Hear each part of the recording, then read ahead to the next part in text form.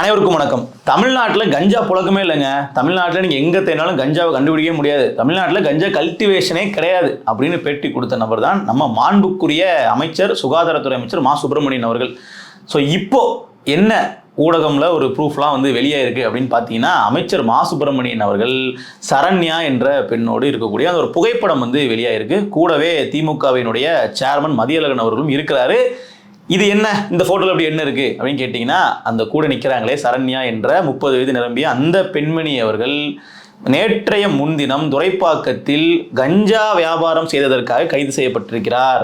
இது முதல் முறையா அப்படின்னு கேட்டீங்கன்னா இல்ல, 18வது முறை கஞ்சா வியாபாரம் செய்ததற்காக கைது செய்யப்பட்ட ஒரு பெண்ணுடன் அமைச்சர் ஏன் புகைப்படம் எடுத்துக்கொண்டார் அப்படிங்கிற கேள்வி சமூக வலைதளங்களில் இப்போ எழுப்பப்பட்டு கொண்டிருக்கு. சரி, எதற்காக இப்போ அமைச்சர் அப்படின்னா பல பேர் வருவாங்க பார்ப்பாங்க, ஒரு போட்டோ எடுக்கிறதுனால பிரச்சனையா அப்படின்னு கேட்டீங்கன்னா, இது நாள் வரைக்கும் யார் அந்த சார் அப்படிங்கிற கேள்விக்கே பதில் கிடைக்காத சூழலில் யார் இந்த லேடி அப்படிங்கிற கேள்வி இப்போ எழுந்திருக்கு.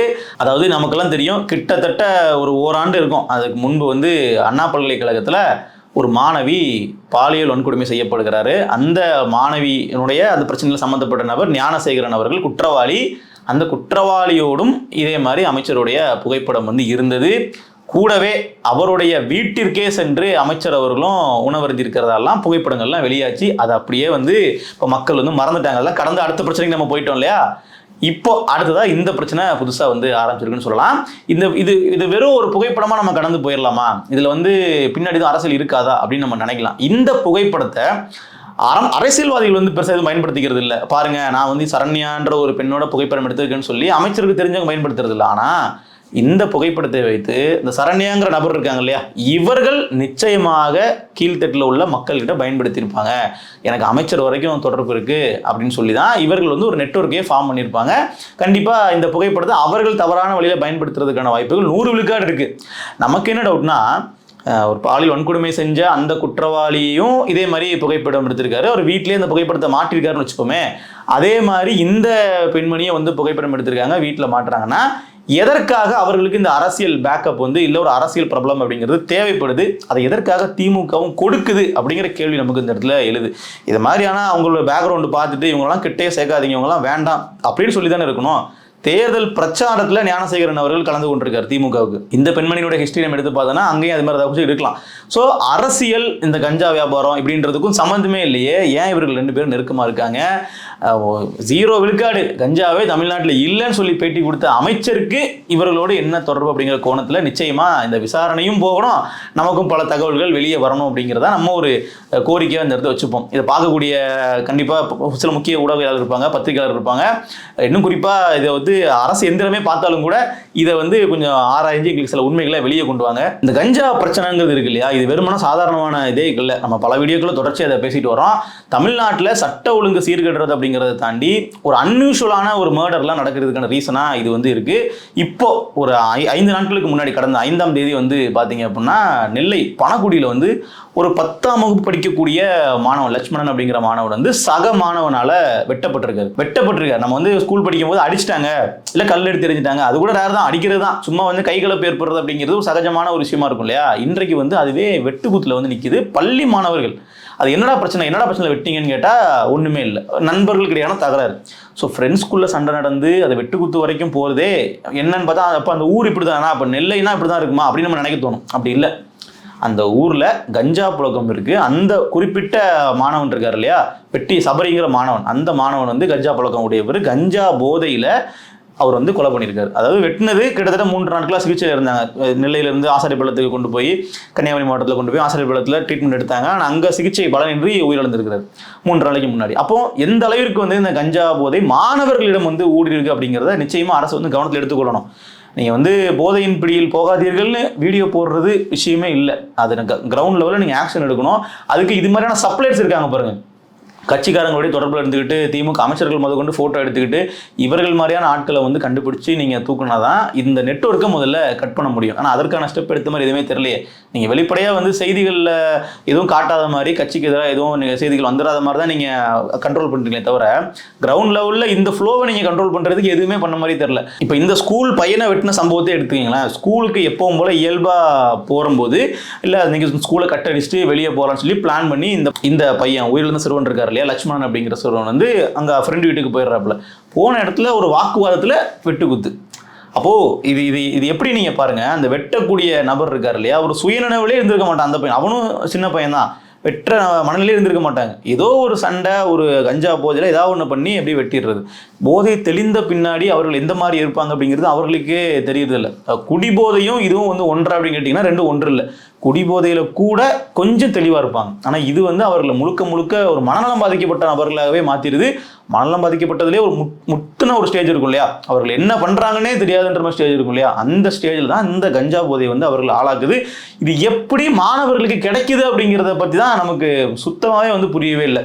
இப்போது இதை பற்றி பேசிகிட்டு இருக்கும்போது தான் இன்னொரு விஷயமும் நமக்கு ஞாபகம் வரும். சமீபத்தில் நம்மளுடைய நண்பர் அவர் வந்து மக்கள்கிட்ட ஒரு கருத்து கணிப்பு கேட்கக்கூடிய நிகழ்ச்சியில் போய் எடுக்கும்பொழுது, சமீபத்தில் கஞ்சா போதை வந்து தமிழ்நாடு ரொம்ப அதிகமாக இருக்குது, அதை எப்படி வந்து கண்ட்ரோல் பண்ணுறது, எப்படி நம்ம அதை பார்த்துக்கிறது அப்படின்னு சொல்லி கேட்கும் பொழுது, அவர் அந்த ஒரு பொதுமக்களில் ஒருத்தரே வந்து பார்த்தீங்கன்னா இங்கே கஞ்சா அவ்வளோ நிறைய கிடைக்குது, கஞ்சாவோட ஹப்பாவே சென்னையில் பல இடங்கள் இருக்குது அப்படின்னு அவர் வெளிப்படையாக ஸ்டேட்மெண்ட்டே கொடுக்க. அதை பார்க்கும்போது நமக்கே ஒரு அதிர்ச்சி, என்ன இவ்வளோ ஓப்பனாக பொதுமக்களுக்கே தெரியுதா அப்படிங்கிற நமக்கே ஒரு அதிர்ச்சியாக இருக்குது. போதைப் பொருள் அதிகமாக இருக்குன்றாங்க சார். இங்கே தான் ஹெட் குவார்ட்டர்ஸ் சார் போதைப் பொருள். இங்கேருந்து தான் சார் எல்லாமே எல்லா ஊருக்கும் போகுது சார். போதைப் பொருள் இங்கே தான் மெயின் சார். இங்கேருந்து தான் போகுது சார். இது வந்து போலீஸுக்கு தெரியும் சார், அது கண்டும் காணாமல் இருக்காங்க சார். இங்கே எல்லாமே மாமூல் தான் சார். எல்லாமே கட்சி மூல் கொண்டு எல்லாமே மாமூல் தான் சார். போதைப் பொருளுடைய ஹெட் குவார்ட்டர்ஸ் சென்னையிலேருந்து இங்கே தான், சேப்பாக்கத்துல தான் எல்லாமே சப்ளைவே போகுது. ஸோ இவ்வளோ விஷயங்கள் வெளிப்படையாக பொதுமக்களுக்கு தெரியும் போதே கஞ்சா புழக்கம் நடக்குது அப்படின்னா அதை தடுப்பதற்கு அரசாங்கம் ஒரு தனி துறையை வந்து அதுக்கு ஒதுக்கி இருக்கணும், தனிப்படை அமைச்சிருக்கணும், இந்த புழக்கத்தை மொத்தமாக தடுத்து நிறுத்திருக்கணும் இல்லையா. ஆனால் அது நடக்கலையே அப்படிங்கிற ஒரு கேள்வி நம்ம கண்டிப்பாக முன்வைக்க வேண்டியது இருக்குது. ஏன்னா இது வந்து சின்ன வயசில் இது மாதிரியான விஷயங்கள் பண்ணி ஒரு குற்ற சம்பவங்களில் ஈடுபட்டு அவர்கள் சிறைக்கு போயிட்டாங்க அப்படின்னா அது ஒரு தொடர்கதை ஆயிடுது. ஒரு தடவை வந்து சிறைச்சாலைக்கு போயிட்டாங்கன்னா அவர்கள் திருந்தி வெளியே வர்றதில்லை. இன்னும் பல பேரோட கான்ட்ராக்ட் கிடைச்சி பல குற்ற சம்பவங்கள் புரிந்த நபர்களோட தொடர்பு கிடைச்சி அவர்கள் இன்னுமே வந்து மோசமான ரவுடிகளாக தான் வெளியே வர்றாங்க. இப்போ சிறைச்சாலை அப்படிங்கிறது ஒருத்தரை திருத்துறதுக்காக இருந்துச்சு அப்படின்னா நல்லது, ஆனால் அவர் இன்னும் சீரழிஞ்சு போகிறதுக்காக இருக்குன்றதான் இப்போ உண்மையாக இருக்குது. ஸோ அது மாதிரியான விஷயங்கள் நம்ம தவிர்க்கணும். இப்போ சமீபத்தில் சுராஜ் அப்படிங்கிற அந்த ஒடிசாவை சார்ந்த ஒரு இளைஞர், அவரை வந்து தாக்குன விஷயத்தை நம்ம பார்த்துருப்போம், நம்ம கண்டனத்தை பதிவு பண்ணியிருக்கோம். ரொம்ப கொடூரமான விஷயம் அது. ஸோ அந்த இடத்துலையும் காரணம் வந்து கஞ்சாவாக இருக்குது. நம்ம புள்ளிங்கோ இது மாதிரி அவங்க பண்ணுறாங்க, இது மாதிரி மண்டை கட் ஹேர் கட் இருக்குது, அதெல்லாம் ஓகே. ஆனால் பிரச்சனைக்கான காரணம் அப்படிங்கிறது கஞ்சா. ஸோ அப்போ அந்த கஞ்சா பழக்கம் அப்படிங்கிறது 18 வயசு கீழே உள்ளவங்க கிட்ட வரைக்கும் இந்த ஆக்சஸ் கிடைக்குது. அரசு இயக்கக்கூடிய அந்த டாஸ்மாக் கடைகளில் போயிட்டு சிறுவர்கள் போயிட்டு அவர்கள் மதுபானம் கேட்டாங்கன்னா கொடுக்க மாட்டாங்க. ஸோ அவங்களுக்கு ஆக்சஸ் கட் ஆகுது. ஆனால் இது முழுக்க இல்லீகல். யார் வேணாலும் வந்து பார்த்தீங்கன்னா சின்ன பசங்க கிட்ட கொடுக்கலாம் அப்படிங்கிற அளவுக்கு சட்டத்திற்கு புறம்பா சப்ளை நடக்குது. அப்படின்னா இது மாதிரியான கஞ்சா வியாபாரிகளே 18வது முறை அரசு கைது செய்யுது, 18வது முறை காவல்துறை கைது செய்யறாங்கன்னா அப்போ 17 முறை எப்படி வெளியே வந்தாங்கன்ற ஒரு கேள்வி இருக்கு இல்லையா. இப்போ இத்தனை முறை வெளியே வந்துட்டு கஞ்சா சப்ளை பண்ணிட்டு திருப்பியும் உள்ள போறாங்க, திருப்பியும் அவர்கள் வந்து ரொம்ப சுலபமா அவர்களால் சப்ளை பண்ண முடியுது அப்படின்னா இந்த சிஸ்டம்லேயே எங்கேயோ ஒரு பிரச்சனை இருக்கு. அதை மூடி மறைக்கிறதுக்காக அமைச்சர் மாசு போன்றவர்கள் வந்து பிரச்சனையே இல்லை, எங்களுக்கு வந்து 0% கல்டிவேஷன் அது சொன்னால் கூட பரவாயில்ல, கஞ்சா இங்கே வந்து உற்பத்தி பண்ணுறதில்ல, கஞ்சா செடி வளர்க்குறது இல்லைன்னு சொன்னால் கூட பரவாயில்ல, இங்கே கஞ்சா புழக்கமே இல்லை, சென்னையை பொறுத்த வரைக்கும் கஞ்சா புழக்கமே இல்லைன்னு பேட்டி கொடுக்குறதா இருக்கு இல்லையா. அதெல்லாம் வந்து ரொம்ப அபத்தமானது. நம்ம ஜாஃபர் சாதிக் லெவலில் வந்து நம்ம பேசிக்கிட்டு இருப்போம், அவருக்கும் திமுக பேக்ரவுண்ட் இருக்குது, அவரும் வந்து திமுக வந்து ஒரு பொறுப்பாளராக இருந்திருக்காரு. இந்த மாதிரி வந்து சரண்யா போன்ற அந்த லோ லெவலில் இருக்கக்கூடிய சப்ளையர் முதற்கொண்டு அமைச்சர்கள் கூட புகைப்படம் எடுத்து திமுக கூட தொடர்பில் இருக்காங்க. அப்படின்னா அப்போது மேலேருந்து கீழே வரைக்கும் ஃபுல்லாகவே உங்கள் ஆட்கள் தானே அப்படிங்கிற ஒரு கேள்வி இயல்பாக சாமானிய மக்களுக்கு எழுமா இல்லாத. அப்போ இதெல்லாமே வந்து பொதுமக்களை வந்து நேரடியாக பாதிக்கக்கூடிய ஒன்று. நாளைக்கு நம்ம குடும்பத்தில் இது மாதிரி உள்ள சிறுவர்கள் வந்து பாதிக்கப்பட்டாங்க அப்படின்னா, கஞ்சா பழக்கத்திற்கு ஆளாகிறாங்க அப்படின்னா, அவர்கள்னா வெளியே பள்ளிக்கூடத்துக்கு போவாங்க, வெளியே பல இடங்களுக்கு வந்து போவாங்க. அப்போ எங்கேயாவது ஒரு இடத்துல இது மாதிரியான தவறான கான்ட்ராக்ட் கிடைச்சி அது மூலமாக வந்து கஞ்சா பழக்கத்துக்கு அடிமை ஆனாங்கன்னா அப்போ நமக்கு ஏற்படுற வழி இருக்கு இல்லையா, அதுதான் நம்ம என்ன நமக்கு புரியும். ஸோ அதற்கு முன்னாடியே நாம் வந்து பொதுமக்கள் தரப்புலேருந்து அரசாங்கத்துக்கு மிகப்பெரிய அழுத்தம் கொடுக்கணும். இதை நீங்கள் ஒழிச்சு கட்டாமல் ஒன்றுமே பண்ண முடியாது, இந்த கஞ்சா புழக்கத்தை நீங்கள் வந்து விடலை அப்படின்னா நீங்கள் ஆட்சிக்கே வர முடியாது அப்படிங்கிற அளவிற்கு மக்கள் வந்து தீர்க்கமாக இருந்தால்தான் அரசாங்கம் வந்து இதனை கண்டுகொள்ளும் அப்படிங்கிறது நிதர்சனமான உண்மை. நன்றி. 24 இன்ச்சு சைஸ் இருக்க இந்த சிலையை வெறும் 2500 ரூபாய்க்கு தருவோன்னா உங்களால் நம்ப முடியுமா? அப்படிதான் வந்து வடக்கன் சிலர் ஏமாத்திட்டு இருக்காங்க. இவ்வளோ பெரிய சிலையை, அதுவும் தத்ரூபமான சிலையை வெறும் 2500 ரூபாய்க்கு கொடுக்குறோன்னு சொல்லிட்டு உங்ககிட்ட அட்வான்ஸை வாங்கிடுவாங்க. அதாவது ஒரு 1000 ரூபாவோ 500 ரூபாவோ அட்வான்ஸ் வாங்கிட்டு அடுத்தது உங்களுக்கு சிலையை அனுப்ப மாட்டாங்க. அதுக்கு பதிலாக உங்களை வந்து பிளாக் பண்ணிட்டு போயிட்டே இருப்பாங்க. தமிழக மக்கள் தயவு செஞ்சு ஏமாறாதீங்க. அதாவது இந்த சிலையோட ஹைட்டுன்னு பார்த்தீங்கன்னா இது 2 அடி ஹைட்டு சிலை. இன்ச்சஸ்ல சொன்னா 24 இன்ச் வரும். இதை எப்படி 2500 ரூபாய்க்கு பண்ண முடியும்னு நினைக்கிறீங்க? இதோட மெட்டீரியல் காஸ்ட் என்ன? இதுக்கு பின்னாடி ஒரு 7-8 பேரோட ஒர்க் இருக்கு. நீங்க இது மாதிரி ஏமாறக்கூடாதுன்னா GS 3D கிரியேஷனை உடனடியாக கான்டாக்ட் பண்ணுங்க. உங்களுக்கான சிலைகளை ஆர்டர் பண்ணிக்கோங்க.